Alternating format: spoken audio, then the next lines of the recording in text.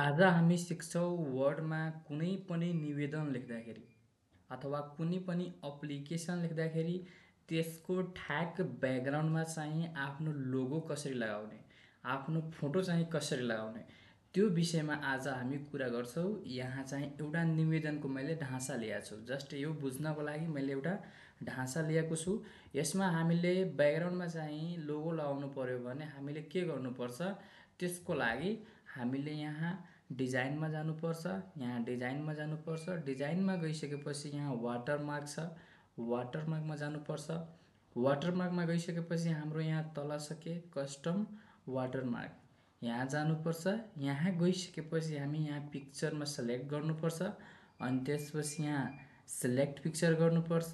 अब आफ्नो जुन फोटो छ त्यो कुन ड्राइभमा राख्नु भएको छ, मैले यहाँ डाउनलोडमा राखेको छु भने यहाँ सेलेक्ट गर्छु, यहाँ इन्सर्ट गर्छु अनि त्यसपछि ओके गरेपछि हाम्रो जुन छ यहाँ ब्याकग्राउन्डमा आएर निवेदनको जुन छ ब्याकग्राउन्डमा आएर हाम्रो जुन लोगो छ त्यो बसिहाल्छ।